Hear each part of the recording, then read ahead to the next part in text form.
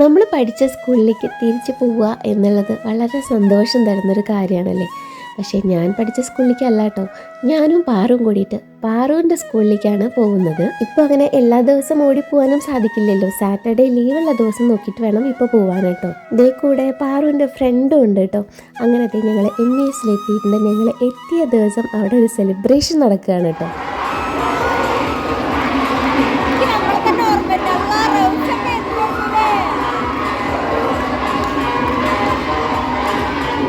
World cup നടക്കുന്നതിൻ്റെ ഭാഗമായിട്ട് ഇതുപോലെയുള്ള സെലിബ്രേഷൻസും പല കോമ്പറ്റീഷൻസൊക്കെ ഇപ്പോൾ കുറേ സ്കൂളുകളിൽ നടക്കുന്നുണ്ട് കേട്ടോ. അത് നല്ല രസമല്ലേ.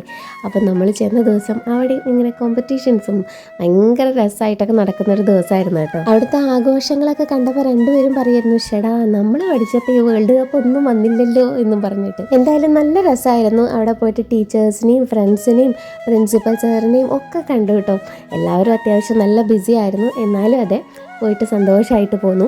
വീണ്ടും അങ്ങോട്ടേക്ക് ചെന്ന് അവരെ എല്ലാം വീണ്ടും കാണുക എന്നുള്ളത് വളരെ സന്തോഷം തരുന്നൊരു കാര്യമാണല്ലേ.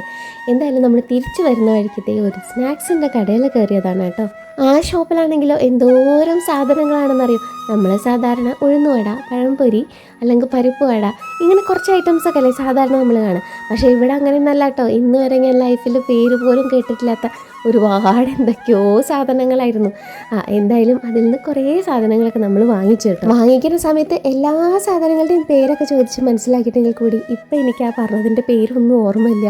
കാരണം എല്ലാം പുതുതായിട്ട് കേൾക്കുന്നതായിരുന്നു. അങ്ങനത്തെ ഞങ്ങൾ തിരിച്ച് വീട്ടിലെത്തിയിട്ടോ. സാധാരണ സാറ്റർഡേ രണ്ടുപേർക്കും ലീവാണ്. അപ്പം ഈ സാറ്റർഡേ പ്രദുവിന് ക്ലാസ് ഉണ്ടായിരുന്നു. അപ്പോൾ അതേ പ്രദു ക്ലാസ് കഴിഞ്ഞിട്ട് എത്തിയിട്ട് കേട്ടോ. അപ്പോൾ സാറ് ജോബിൻ സാറ് പ്രദുവിന് കൊടുക്കാൻ വേണ്ടിയിട്ട് ഒരു സാധനം തന്നിട്ടുണ്ടായിരുന്നു കേട്ടോ. അപ്പോൾ അതാണിത്.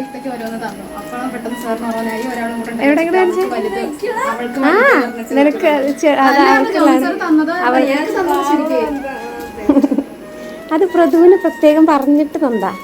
അത് കേട്ടപ്പോൾ ഭയങ്കര സന്തോഷമായിട്ട് പ്രദുവിന്. കാരണം പ്രദുവിനും സാറിനും ഭയങ്കര കാര്യമാണ്. അന്ന് തന്നെയാണ് കേട്ടോ പാറുവിന് സ്കൂൾ മാഗസിനും ക്ലാസ് ഫോട്ടോയും ഒക്കെ കിട്ടിയത്. സ്കൂൾ മാഗസിൻ കിട്ടിക്കഴിയുന്ന സമയത്ത് ആദ്യം തന്നെ നമ്മൾ നോക്കുക നമ്മുടെ ഫോട്ടോ എവിടെയൊക്കെ വന്നിട്ടുണ്ട് എന്നാണല്ലോ.